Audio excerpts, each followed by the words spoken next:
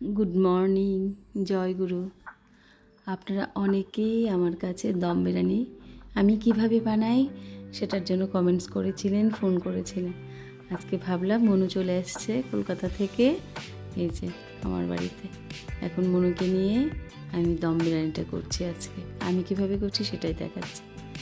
ওখানে দেখলেন চালটা ভিজিয়ে আমি একটু ঘি আর এই যে কৌটোতে সব এই যে বিরিয়ানি মশলাটা পাওয়া যায় সেটা দিয়ে দিয়েছিলাম। এই যে দিয়ে ভাতটা একটু করে নিচ্ছি। আর এখানটায় এই যে মিক্সিতে আমি আদা, তারপরে এই যে ক্যাপসিকাম কেটে রেখেছি, টমেটো কেটে রেখেছি, তারপরে এই যে একটু কাজু বাদাম, একটু টক দই, ধনে পাতা সব দিয়ে মিক্সিতে একটু বেটে নিয়েছি।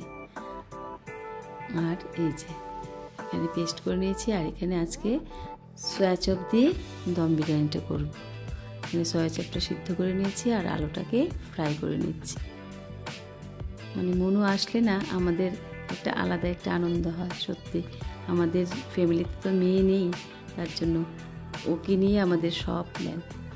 মানে ওর মা, আমি, মানে আমরা বিশেষ করে আমরাই বেশি একটা প্ল্যান করি ওকে নিয়ে। ও আসলে এটা করব সেটা করব। তারপরে এই যে এখন মনুই করছে, আমি মনুর সাথে একটু হেল্প করে দিচ্ছি।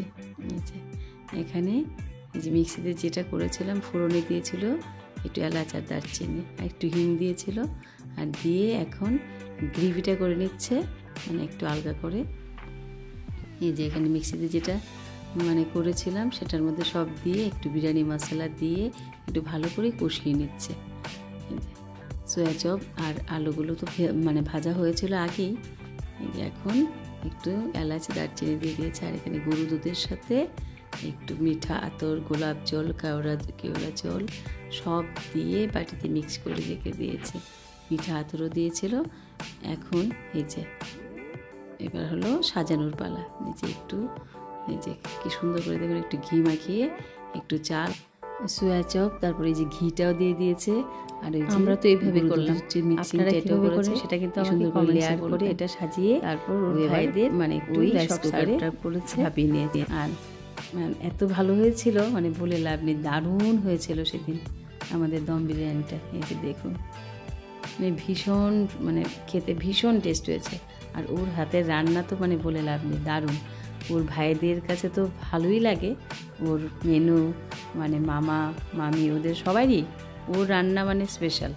আমরা ওর রান্না খাওয়ার জন্য একদম বসে থাকি। আমার মানে ব্লগটা এখানেই শেষ করছি। আবার নতুন কোনো গল্প নিয়ে আপনাদের সাথে আমি আবার আসবো। সবাই ভালো থাকবেন। জয় গুরু।